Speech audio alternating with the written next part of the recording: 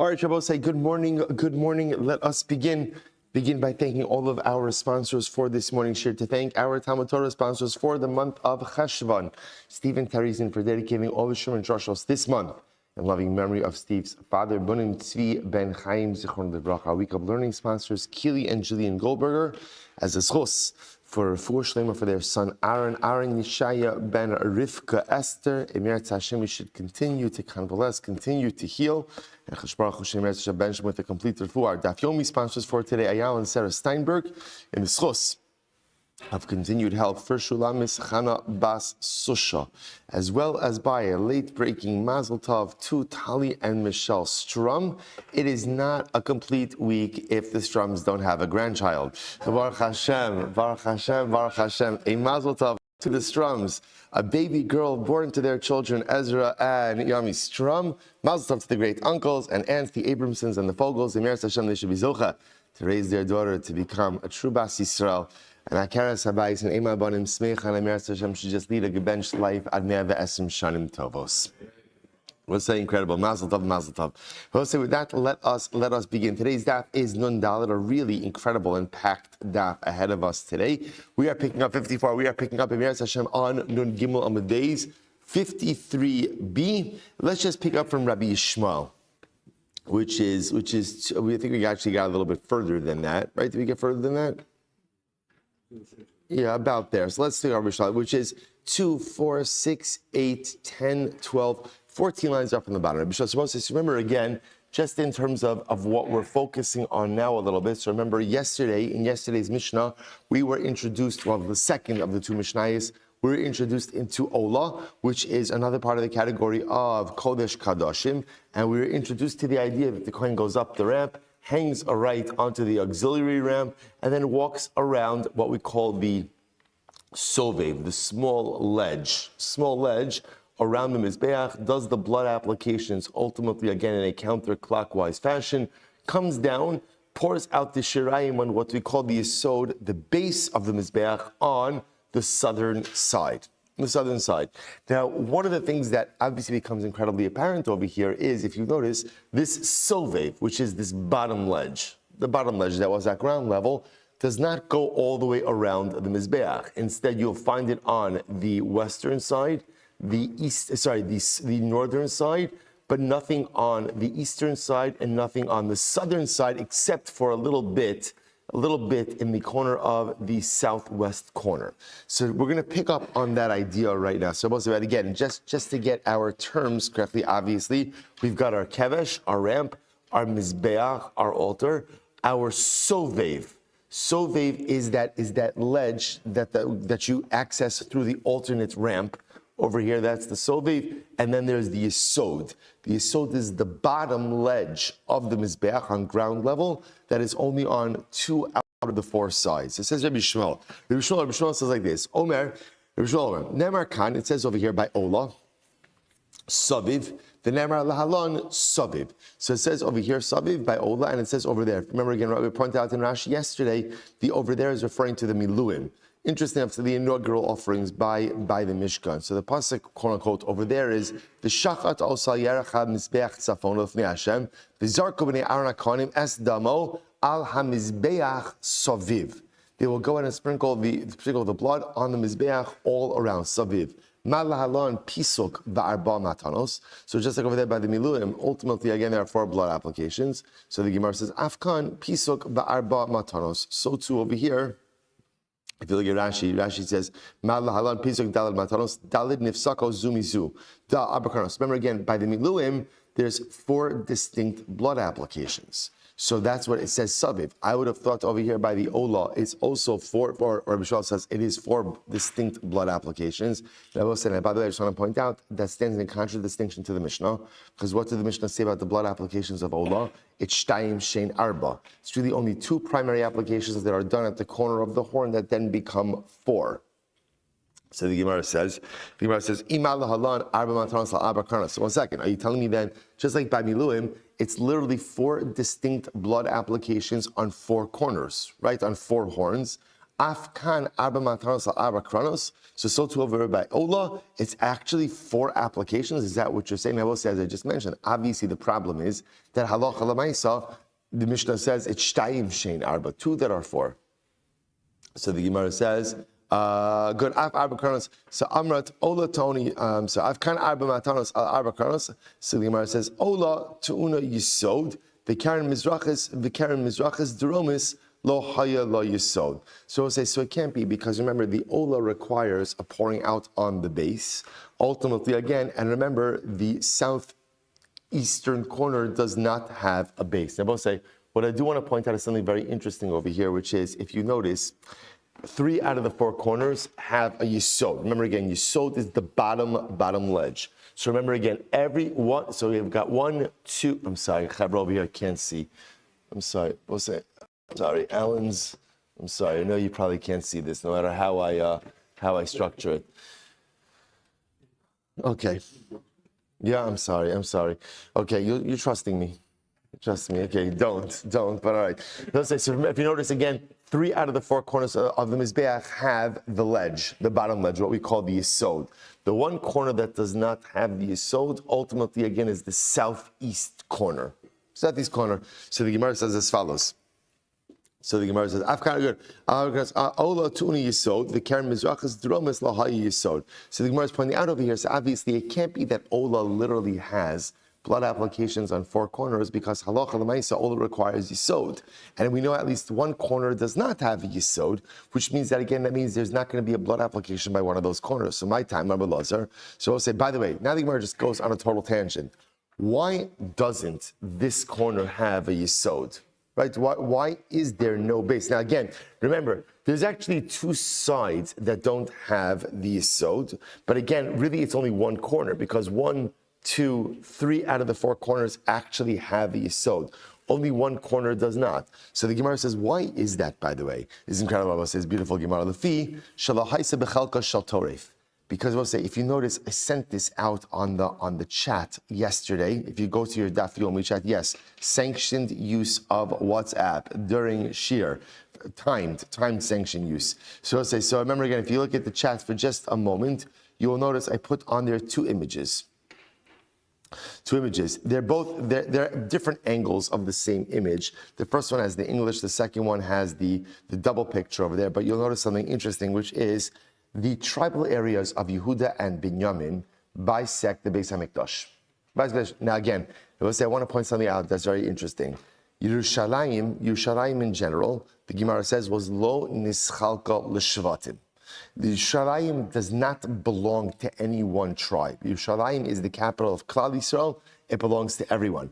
That being said, the way the tribal lines were drawn, Yerushalayim fell within the tribal areas of Yehuda and Binyamin.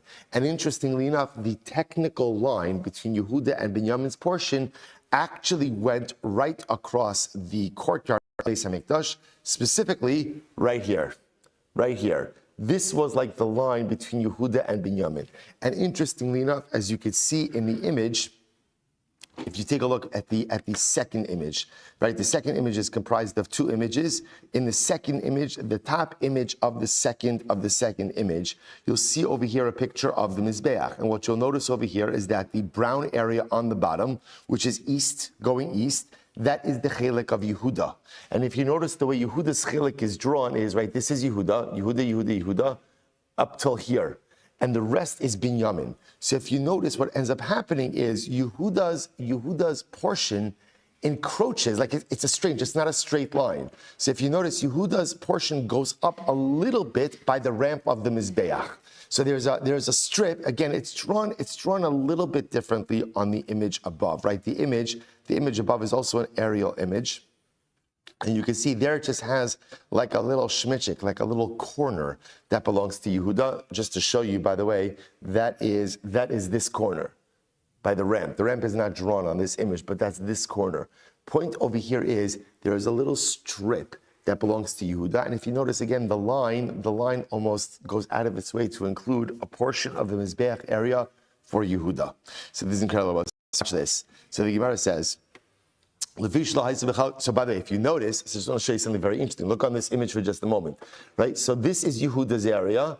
This is Binyamin's area. But if you notice, Yehuda's area extends to include at least this, possibly even this whole thing. So what do you notice? The southwest corner, the one corner that does not have a yesod, the one corner that does not have a base, belongs to Yehuda. Belongs to Yehuda. The rest of the Mizbeach, which is nestled in the area of Binyamin, all of those corners have a yesod. The one corner that does not have a ledge, a bottom ledge, ultimately again belongs to Yehuda. So the Gemara says, this is beautiful. So the Gemara says, so my taima. So once again, my taima. Why doesn't the southeast corner have a ledge? The Gemara says, because it wasn't in the portion of the Torah. The Torah is a reference to Binyamin. Because in Parashas Vayichi, when Yaakov Avinu gives Binyamin the bracha, what does he call him? He says, Binyamin Zev Yitrof. Binyamin, you are like a, Taraf means what's the right word? Yeah, a wolf that grabs, a wolf that pounces, right? A wolf that grabs. So that's why it calls him a lashon of Torah. So therefore, the southeast corner is not in the chelik of Binyamin. Rabbi Shmuel Silber, this is incredible. Mizbeach ochal b'chalko sheYehuda. Amma. So ultimately, again, the Mizbeach goes into the chelik of Yehuda, just in Amma, which is why, again, if you look in the other image, it's the first image, it's just drawn that there's just this little bit that belongs, that southeast corner, that belongs in the chelik of Yehuda. So there's a small part of the Mizbeach that is in the tribal area of Yehuda. Amar Abaye, Rabbi Levi Bar Chama, Amar Chama Rabbi Chanina, Ritzua Haisi Yotza Michalko Shel Yehuda, V'nichnesa B'chalko Shel Binyamin. So you can see again, there's a piece of the Mizbeach that ultimately again is swallowed up in the tribal area of Yehuda. V'nichnesa B'chalko Shel Binyamin. It intrudes into the tribal area of Binyamin. Again, I just want to point out once again, remember, the Beis HaMikdash does not belong to Yehuda and Binyamin, it belongs to Klal Yisrael. Yerushalayim, as a city, is not divided up amongst the tribes. But the way the tribal lines were drawn is that, again, Yerushalayim is in the tribal area of Yehuda and Binyamin. So that line literally, again, goes down the middle of the Beis HaMikdash. So therefore, again, if you notice, really the way it looks like is the entire area of the Mizbeach should have been in the tribal area of Binyamin, but yet there's a little strip that belongs to Yehuda. Binyamin was not happy with this. V'haya Binyamin atzadik mitzta'er aleha b'chol yom lenotla. And Binyamin was distressed. He was distressed. And every day he wanted to figure out how could he regain that strip for himself. Shene Emar, the pasuk says on Daf Nun Daled 54a, Chofeif alav kol hayom. Literally again, he's preoccupied. He's worried about it, right? Sulking about it the whole day. So literally again, I just want to point out there's so many beautiful things about this. The Gemara says, well, let's finish the line. Lefichach, Zacha Binyamin atzadik, v'nase ushpezichon la'kadosh baruch hu. Therefore, Binyamin was given a special merit. What's his merit? That literally, again, he gets to host the Ribono Shel Olam in his tribal area. Where does Binyamin host that Kadosh Baruch Hu in his tribal area? Because remember, again, the Kodesh HaKadoshim. Kodesh HaKadoshim, the primary seat of HaKadosh Baruch Hu in this world, Kiviyachol, is in the tribal area of Binyamin. Why did Binyamin get to host HaKadosh Baruch Hu? Why is the Kodesh HaKadoshim in his tribal area?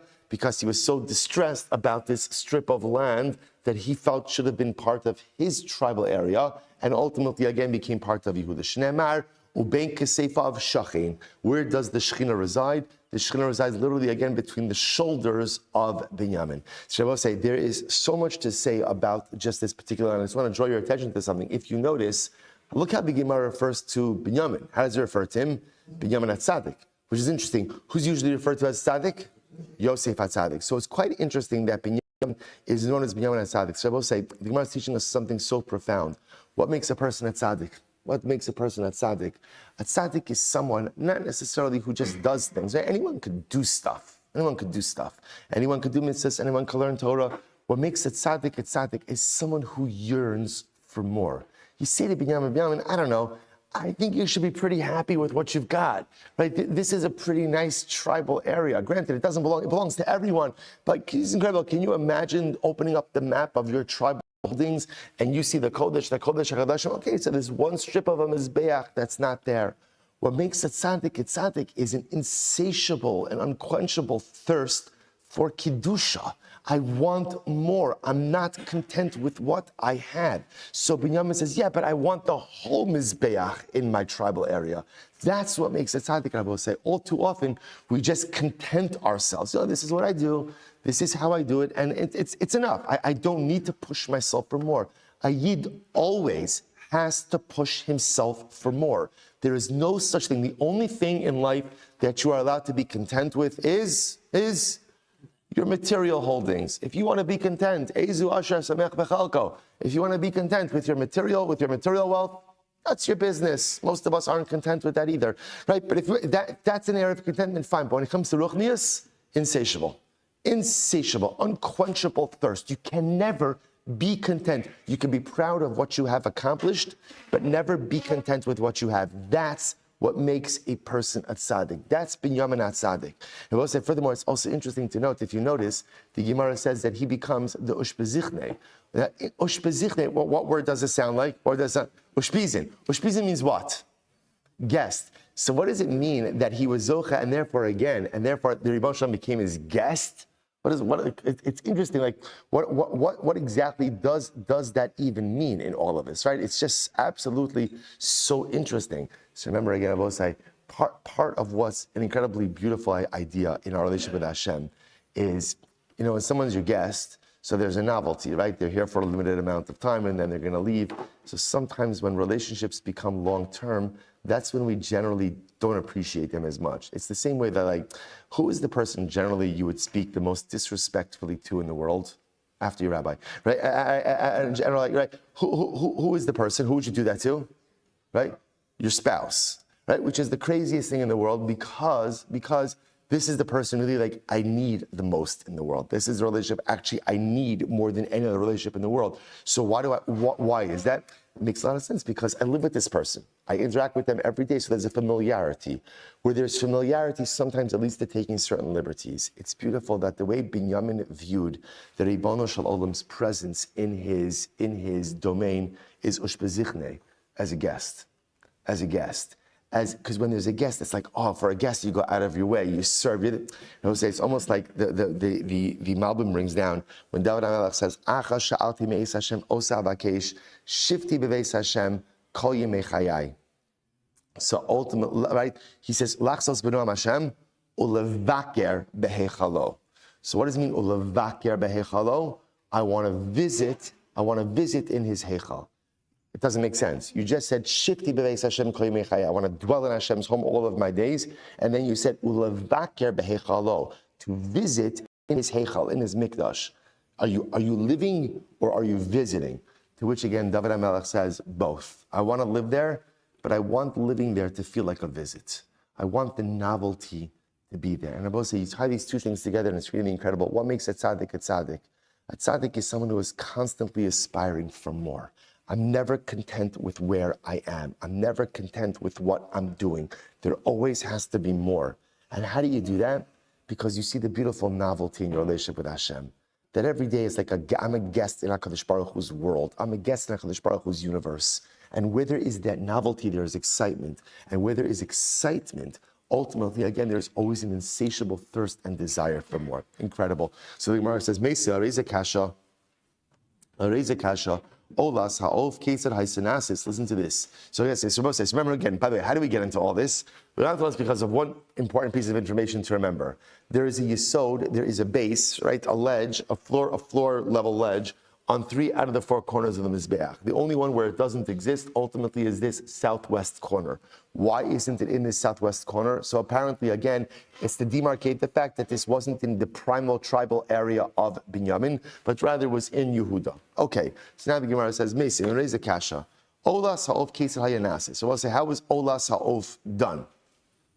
How do they go ahead and offer up Olas Haof? So once again, we're going to see this. By the way, this is another Mishnah that we're going to get to in Ezer Makolman. How did they do Olas Haof? Okay, Sarai Sanasis, Hayamolek es Roshami Mul Arpa. So again, remember, Malika, Kohen would hold the bird in his hand and he would do Malika, right? He would hold the bird facing away from him, and again, he would take his thumbnail, plunge it into the back of the neck of the bird, and sever the bird's head like that. So Gemara says, umavdil. Ultimately, again, he would separate the head from the body. Now, again, we'll see, does the head come off? Does the head kind of dangle on? We'll talk about all of that. And he would squeeze the blood of the bird onto the mizbeach. Because most remember, again, we spoke about this. There's no Kabbalah. There's no Kabbalah by bird offerings. Instead, again, the blood is sprinkled directly with the body of the bird onto the mizbeach. So, 1 second. Now, if you say that there was no yisod by the southwest corner, so I don't understand. So what does that mean? Now, what happens to the blood? See, it's very interesting.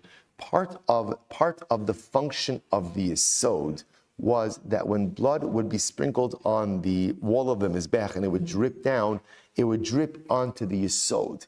If there's no yisod there, then where does the blood go? On the floor.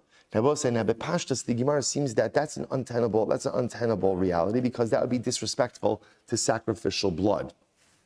So the Gemara says, if there's no yisod, so ultimately, again, so what I don't understand that what happens ultimately again to the blood? That literally ba'avir ba'amud dekabed, there's no, you're just doing it like onto the mizbech, and then what, it falls into the floor? Or Avira de Binyamin Karka de Yehuda.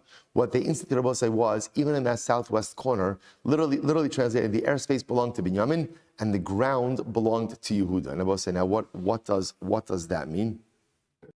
What does that mean? If you take a look at Rashi says over here as follows. Rashi says, Amar Kach. It's right across, pretty much right across in Rashi, right to the right. Karkahu Asui, Kemin Blita Kitana, Keneged Osa Karen, Lakabel Ba Dam Olas Haof Shalo Yipala Aretz. Vikir Mizbeach Mikri, Aval Yisodol Mikri. So apparently, again, Rabbi says, very interesting. On that southwest corner, what they had was a little, more suggesting, a little protrusion from the wall of the Mizbeach that was Lamala Megimel Tvachim. Because it's above Gimel Tvachim, therefore what? It's not part of the ground. So the ground itself is a tribal area of Yehuda, but the airspace ultimately, again, is the area of Binyamin. So they had a little protrusion. That way, when they would do blood applications there, it wouldn't fall to the ground. Rather, it would fall in the protrusion. Very interesting. Rav Amar Bebing. So the Gemara says, "My lo hava lo yisod." So when we speak about the idea that this southwest corner did not have a base, did not have a yisod, so what does that mean? Rav Amar Bebinyan, Levi Amar Bidamim. So we look at Rashi. Rav Amar Bebinyan, Bekaren Dromis Ma'aravis Banu Hayisod Ama Ba'orech Hadaram. So Rav literally says, again, it's talking about the actual physical structure. And Levi says, no, it's referring to the blood applications. Levi says, ultimately, again, halacha l'maisa, there was actually a yisod, but they would not do blood applications in that area. Okay, Rav Metargem, so Rav explains this, Ba'achsante tivni midbacha, that ultimately, again, in the area of Binyamin's Yerusha, that's what it means, Ba'achsante means Yerusha, in the area of his inheritance, they would build the Mizbeach. Levi Metargem, Ba'achsante yasavne mikdasha makom mekudash ladamin, that in his area, ultimately, again, they would build a sanctified area that would be fit, ultimately, again, for blood applications. Tashma, hayisod hayamahalich al pnei kalat safan, v'al pnei kalat marav. So both says, listen to this, the yisod would go the entire north, right? V'al pnei kalat marav, and the entire west. So remember again, these are the two sides of the Mizbeach. North and west were the two sides of the Mizbeach that the yisod went the entire way. The Gemara says, "Va'al pnei kol ha'marav." Good. So it's north and west. Ochel b'daram ama achas mizrach ama achas. Now, both say, if you notice, by the way, here's what's interesting. Both in the north and the south, the yisod extended in amma. Here that is. I don't know if you could see it, right? But it extends over here, so it goes beyond the western side, a little bit protruding onto the southern area. Same thing on the north side. So there was a little bit of a yisod extension on both sides. So the Gemara says, "My ochel nami b'damim." So we'll say, what could that be used for? What could that extension be used for? That extension could be used for ultimately, again, blood applications as well. Now, again, remember, we'll say, there's no blood applications on the yesod, right? But rather, again, what do we have on the yesod? If you're sprinkling on those corners, what it means is when the blood drips down, it's able to drip on those yesod, and also means pouring out of shirayim. Good. So again, we'll tie this all together. So Tashma, this is very interesting. The Mizbeach was 32 amas by 32 amas. So we'll say what's interesting is that was not to take into account the Yisod. So the Gemara says, what's the case over here? Min hatzad, from the side. Take a look at Rashi, min hatzad. This Rashi is about 6 lines up from before it gets wide. Lav ba'arma ravian kachashiv, ela mitzad safan haya lamid beis. Ava mizrach v'daram lo haya ela lamid aleph. So we'll say, remember again, interestingly enough, that lamid beis ultimately is a dimension that includes the Yisod. Without including the Yisod, ultimately, again, it would have only been 31 amas. So depending on which side you're measuring from, that will determine ultimately the dimensions, which is quite interesting. So the Gemara says, what do you see from here? Tashma nimsa poreach ama al Yisod va'ama. So remember again, the kevesh, the ramp, ultimately extends over the Yisod for about an amma. The sovev. Similarly, again on the sovev. And again, remember the sovev is the ledge, is the elevated ledge that ultimately again goes around the mizbeach as well. Ema kineged amma Yisod v'al amma sovev. Rather say that the kevesh itself ultimately overlaps or overshadows kineged, corresponding to an amma on the Yisod and an amma on the sovev. So we'll say, bottom line, what's the takeaway over here? So just remember, the Gemara is trying to figure out the placement of everything. But remember, just so you understand for our purposes, the sovev, which is the elevated ledge, right? Remember again, that's the ledge that we learned about in yesterday's daf. The coin would come up the ramp, hang a right, and go right to that auxiliary ramp and come. The sovev is that elevated ledge, right? That goes around the entire mizbeach. The Yisod, which is the bottom ledge, the ground floor ledge, that is only going completely around 2 sides, namely, again, the western side and the northern side, but it overshoots both of those sides. Why? So this way, again, the southern side does have a little bit of Yisod, and ultimately the eastern side has a little bit of Yisod as well. So every side has at least some element of a ground level ledge. And why was that necessary? Because if blood applications happened on that horn, we didn't want any blood applications seeping down to the floor. Therefore, ultimately, again, they are caught by the ledge. Okay, incredible. We're not finished here, boss. We're going to see. And Mir Hashem, I just want to point out, when we get all this information clear, we'll go through a more detailed image of the Mizbeach to show exactly where everything is. But again, what you are looking at over here is a halacha l'maisa image, although interestingly enough, this image does not show us an aerial view of the auxiliary ramp, which is interesting. You won't see that for some reason in most images. I don't know why this is, but in most images of the Beis Hamikdash, you will not see that auxiliary ramp, but it absolutely is there. All right, let's go back there. Says the Gemara, Tashma, the Tani Levi, Keitza Banas HaMizbeach. So this is incredible. How do you build the Mizbeach? So what's the halacha? The Gemara says this: Mevi'in melabin shu shloshim u'shtayim shloshim u'shtayim. So happens you bring a melabin. We'll say melabin means, it's out over here, a wooden frame, a wooden form.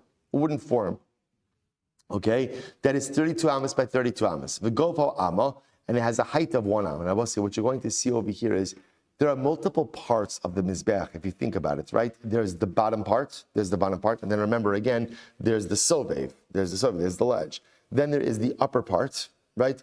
And then there's the horns. And then ultimately, again, we're going to see there's another part on the top where the fires were kindled. So really, it's 3 distinct parts, as we're going to see right now. So listen to this. So the Gemara says as follows. So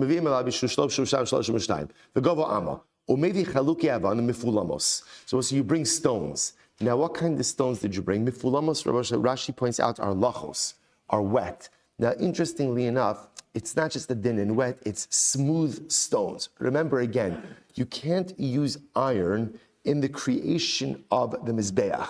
So if you want smooth stones, where do you get that from? So apparently, smooth stones would be quarried, or quarried is the wrong word, collected from the ocean, because the water naturally smooths them. So you would go ahead and collect stones, Ben gidolos, ben ketanos, big stones, little stones, or maybe sid the kunya v'zefes. So this is fascinating. You bring plaster.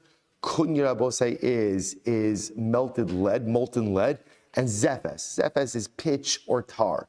You make this concoction. So what do? You go ahead and it's fascinating. So the mizbeach itself was made up of all these little stones, and then you pour this mixture, this liquid mixture of, again, plaster, molten lead, and pitch/tar. And what that does is it obviously, you wouldn't see multiple stones in the mizbeach, right?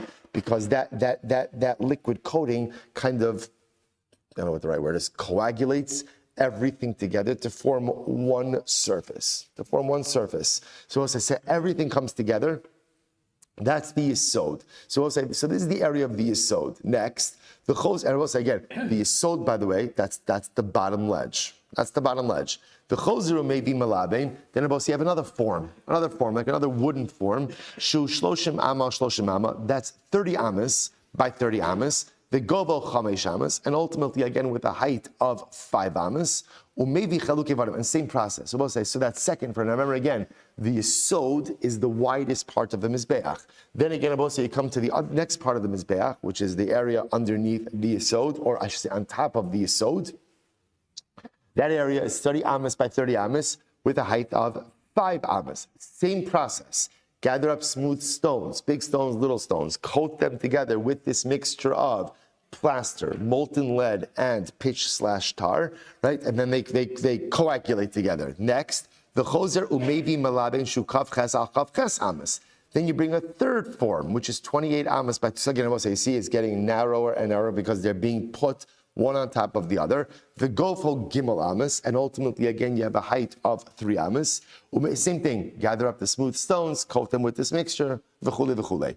V'makom ha'ma'aracha, and that's the area of the ma'aracha. And I will say we have not touched that yet, the ma'aracha. The ma'aracha is the top part of the mizbeach where you had multiple pyres, Pyres, right? Fires burning, right? Multiple fire structures burning. So that's called the ma'aracha. Again, we have not touched that yet because we haven't even spoken about any avodah that happens. The choser umevi malabein shu ama. Then you bring one more form. Malamino says like a wooden form that is 1 amma by 1 amma. Umevi chaluke avanim mefulamos ben gedolos ben katanos. Once again, you bring the smooth stones, big stones, little stones. Umevi zefes v'kunya umacha v'shofech v'zeu keren l'chol keren. Oh. So we'll say the fourth form, right? The fourth form ultimately again is the form you make for the corners, for what we call the horns. The horns. Now, and I remember again, the horns were rectangular. So how would you make them? So again, you would have, this is fascinating, you'd have these forms, right? I think, by the way, this is still the same way that they do concrete. Moshe David, it's how to do concrete today, wooden forms, right? We did it by the mikvah, right? You put in these wooden forms, which by the way, was incredible. We had a tour of the mikvah yesterday. Baruch Hashem, getting started on it. Incredible. I mean, it's there, just finishing it. So that's what they do, right? These wooden forms you pour in the concrete. So the last of the forms, interestingly enough, was Moshe David. You must have good pictures of this, no? It's got to be your screensaver, no? Forget about your family. I want to see concrete. Right? All right, any pictures, send it out. I'll share it with the Chevra. If you have any mikvah pictures, that would be good. Let me reframe that. I should really clarify that statement. Right? And again, pictures of the mikvah being created over here and back. Yeah. And I say so. The last one ultimately again was that they would have forms for the horns. These horn forms ultimately again were 1 amma by 1 amma. Same thing. How do they make the horns? Maybe chaluke avanim b'fulamos ben gedolos ben ketanos, or maybe zefes v'kunya or memacha v'shofech. V'zeu keren, v'chein l'chol keren ukeren. So we'll say, so incredible. This is how the mizbeach was made. Again, we'll go through this in the imagery. We'll see exactly how every piece was made, but this is how it was made. Each part of the mizbeach assembled separately as part of a different form made with these stones and this mixture, and that's the keren. Fine. V'chi tema. Now, this is very interesting, but why are we doing all of this? Amud beis. V'chi tema.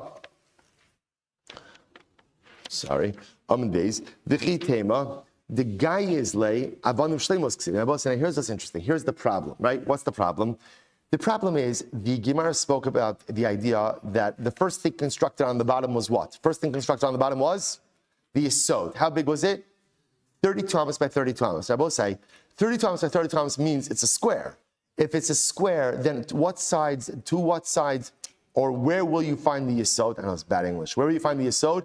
On every side. So based on what we just learned, it sounds like, again, that the yesod was on all four sides. You're saying you're taking to me a wood frame that is 32 amas by 32 amas. You are filling it ultimately, again, with stones, which Rabbi said also, the yesod, based on what, we'll see this in the Rambam, but the yesod, I don't know, the way I always thought about the yesod was you made the mizbeach, and then kind of you put a trim on the bottom. That's not how it was done. The yesod was a base, a stone base upon which the mizbeach sat. Now, the issue is, it says that it's a 32 amma by 32 amma base, which is a square, which then tells me that the yesod was on every single side. If the yesod was on every single side, that contradicts everything we've been learning up until now. You're telling me that the yesod really was only primarily on the western side and on the northern side, not on the south and not on the east. But based on what we just learned, the yesod is on all sides. Now, maybe you say, okay, maybe they made the yesod, and afterwards, what did they do? They cut away two sides. They cut away two sides. The Gemara says that can't be. The Gemara says, because why? Avanim shlemos ksiv. The Torah says explicitly that halacha l'maisa, the mizbeach must be made of complete stones. You can't use cut stone as part of the mizbeach. So what's going on over here? Oh, this is very interesting. Not a problem.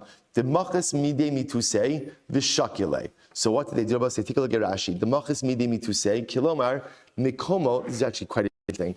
Mikomo al chelko Yehuda hiniach eitz aruch va'ovyav ke'ove hamalabein v'chelik v'niach b'soch hamalabein v'lo yachol lahadbik im chaluk yavanim aydi shvichas hamichui shel sid yokunya. It's fascinating. What do they do about it? Say no problem. In the wooden frame in which they did the stones, essentially what they did is they had two additional pieces of wood. One piece of wood over here, one piece of wood over here. So in other words, what they did was essentially they built in two pieces of wood, two additional pieces of wood into the frame. So when they poured in all of the stone and all the thing, when it dried, essentially it formed a stone wall, stone yesod over here, stone yesod over here. There are two pieces of wood over here, and when everything dried, they removed the two pieces of wood. And when they removed the two pieces of wood, what was here? Nothing. So on the southern side and on the eastern side, ultimately, again, there was nothing there. So, in other words, what do you call it? Frame? Is that what it's called? The wooden frame? Good. Wooden frame. So, the wooden frame was 32 amas by 32 amas. But on two of the sides, there was an extra piece of wood over here so that there was no stone yesod. So therefore, again, when they removed the frame, they took out these two pieces of wood. This was empty, right? Southern side empty, eastern side empty, and yesod only on two out of the other four sides. Incredible. Because by the way, I'll tell you the raya that they constructed things this way was why. Listen to this. Because we'll say this is how also they made the horns. Why? The horns were hollow on the inside. Right? Again, remember, the horns were 1 amma by 1 amma horns, but they were hollow on the inside. They were not solid. They were not solid. So the Gemara says, the horns themselves were hollow.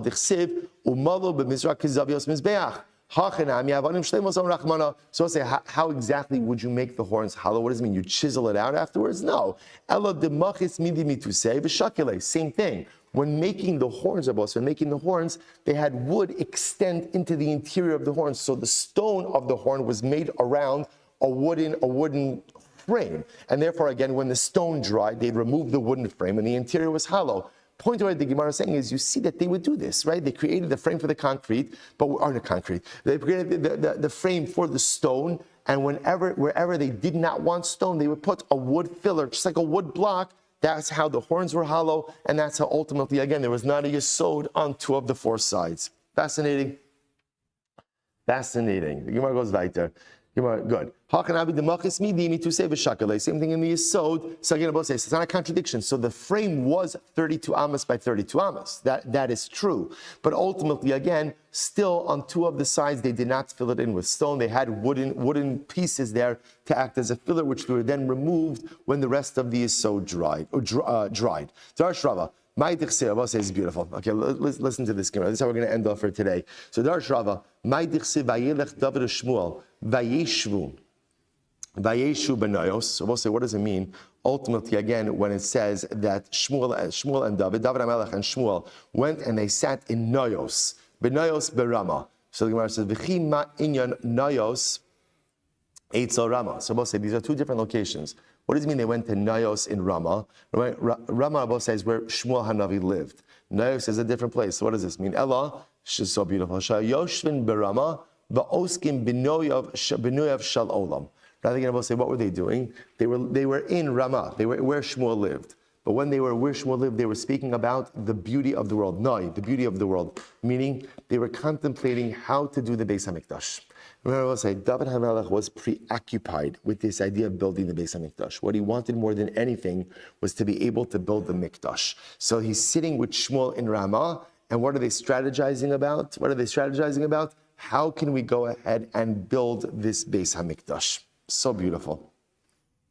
So I'll say, so what's the issue? Look at Rashi. Rashi says, "Noyav shal olam limtso makom lebeis habechira min haTorah."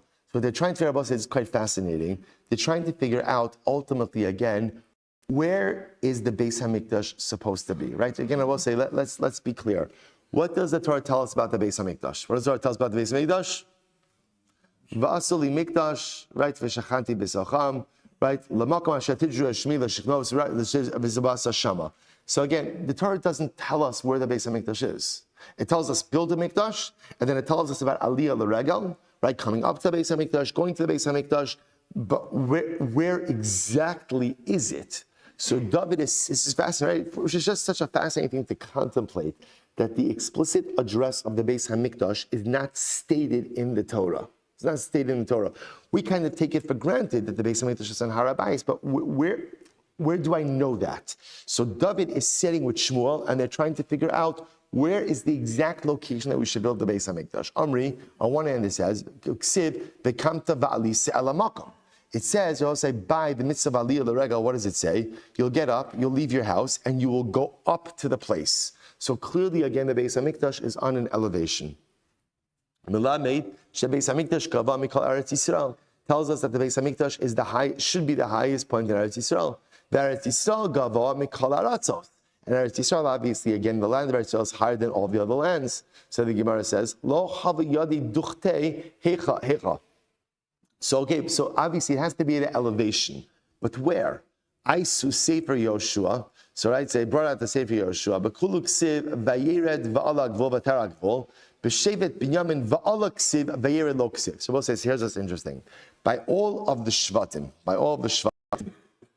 right, the tribal areas of the Shvatim, it says Lashna vayarad va'ala. They go up, they go down.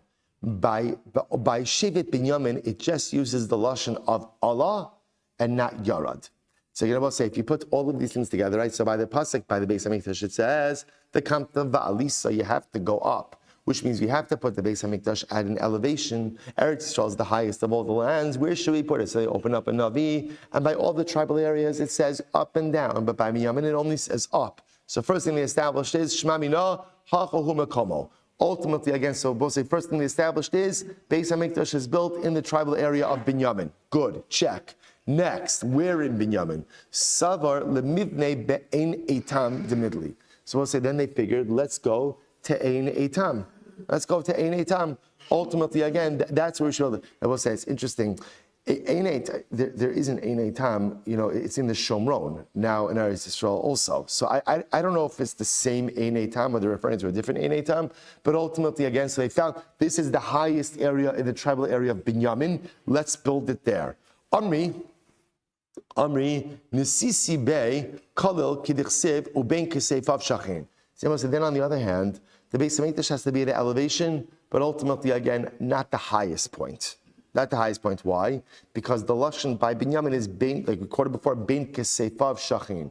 Where does the Mikdash, where does the Chadosh Baruch Hu reside in Shevet Binyamin? Between his shoulders. Now again, remember, the shoulders is a high part of the body, but it's not the highest part of the body. The head is the highest part of the body. So now, we'll say, you hear this whole thing they're constructing, so it's got to be the highest part, V'kamta va'alisa. Look for the Shevet that only has Aliyah, never has Yerida, that's Binyamin. Ein Etam is the highest point, but it shouldn't be the highest point. Bein Kiseifav, between his shoulders. So it's got to be high, but not the highest. V'sigmar says, V'bai Seima, Gemiri de Sanhedrin bechelko de Yehuda, u'shchina bechelko de Binyamin. So we'll say, then, by the way, they also realize there's another issue. What's the other issue? The other issue is that Sanhedrin has to reside in the tribal area of Yehuda. Now, where do we know that? Because again, remember, also Parshas Vayechi, Yaakov Avinu says to Yehuda, Lo Yasser Shevet mi Yehuda u'mechokek mi bein raglov.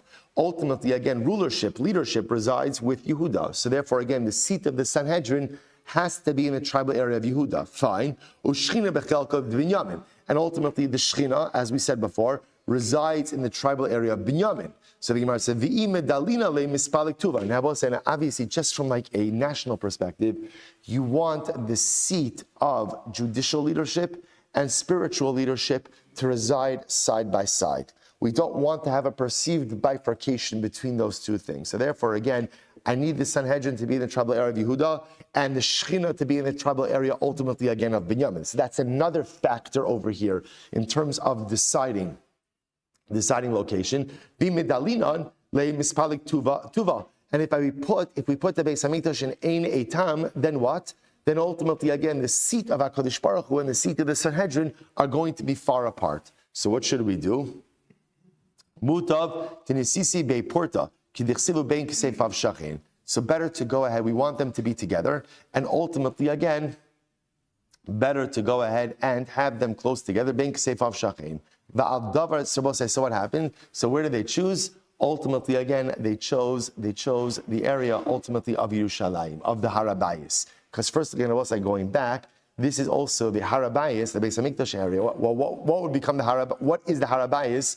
Ultimately, is also the area in which the tribal areas of Yehuda and the tribal areas of Binyamin ultimately again meet. And by the way, as we're going to see, interestingly enough, remember, where was the Sanhedrin located? The Sanhedrin was located ultimately in the Lishkas Hagazis, which is down here. Right here's the Lishkas Hagazis. So just fascinatingly enough, remember again, this is exactly the line between Yehuda and Binyamin. Sanhedrin is situated over here. Kodesh Kadashim is over here.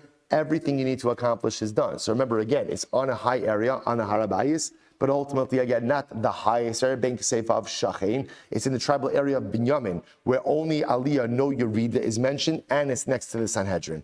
Va'al davar zeh, niskane doig ha'edomi b'David. And ultimately, again, about this, what's the this? The this ultimately, again, was the fact that David was able to identify the correct area for the Beis Hamikdash.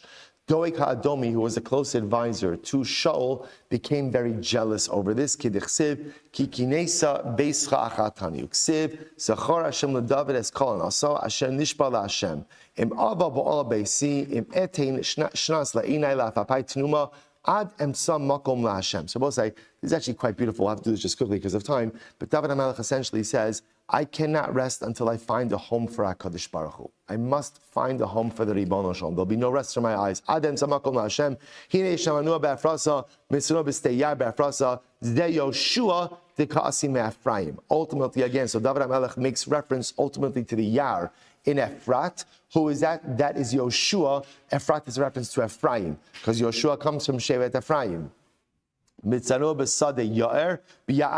found ultimately a place for HaKadosh Baruch Hu in the forest. Zeh Binyamin. That refers to the tribal area. Binyamin Ze'ev Yitrof. Ultimately, again, that Binyamin is like a pouncing animal that tears up its prey. So we'll say, so again, all of these things together is just a reference to the fact that they found the scriptural allusion to where the Beis Hamikdash should be in Sefer Yoshua, and ultimately ends up being in the tribal area of Binyamin. We'll say, just to end off, this is the most riveting and incredible Gemara. Why, out of all the things, why not give us an explicit location where the Beis Hamikdash is? Just tell us. Just tell us. We have to figure out exactly where the Beis Hamikdash is. It seems so profoundly counterintuitive. Because we'll say, remember again, we've seen this theme before. If HaKadosh Baruch Hu perhaps would have given us an exact location for the Beis Hamikdash, you would have thought like this. There is one address in which one could have a communion with God. There is one address in which one could have a location with God. Here it is, right? The Harabayis, Jerusalem, that is the only place. HaKadosh Baruch Hu is purposely ambiguous about the location of the Beis Hamikdash to tell us why. Because we'll say, where is the Beis Hamikdash? Where's the Beis Hamikdash? Wherever you are is where the Beis Hamikdash is. Va'asuli mikdash v'shachanti b'socham. HaKadosh Baruch Hu says, make for me a mikdash, I will dwell within you, right? Within you. Not I will dwell within it. The Shekhinah, yes, the Beis HaMikdash is an incredible place, but the Shekhinah doesn't just dwell there. The Shekhinah dwells wherever we are. So there is purposely address ambiguity to show us that, yes, the Beis HaMikdash has location. Go figure it out where it is. But lest you think that that is the only place where meaningful and passionate and incredible connection with the Kadosh Baruch Hu could occur, Chas v'shalom, I'm not even giving you the address. Why? Because ultimately, again, where's the Mishkan? Bilvavi Mishkan Evna. Where is the Mishkan? Where is the Beis HaMikdash? Ultimately, wherever a Yid is, that's where the Kodesh HaKadoshim is. Wherever a Yid is, that's where HaKadosh Baruch Hu is. Wherever a Jew is, that's where there's the ultimate opportunity for a beautiful, lasting, enduring, holy, and passionate relationship with HaKadosh Baruch Hu. V'osai shkoyach, a good Erev Shabbos. What a tremendous week. V'osai shkoyach. Everyone Zoom. Have a great Shabbos, everyone. Jerry, this would have been a good shear to get like a little panoramic view over here. All right, next week. Good Shabbos, everyone. Good Shabbos, good Shabbos.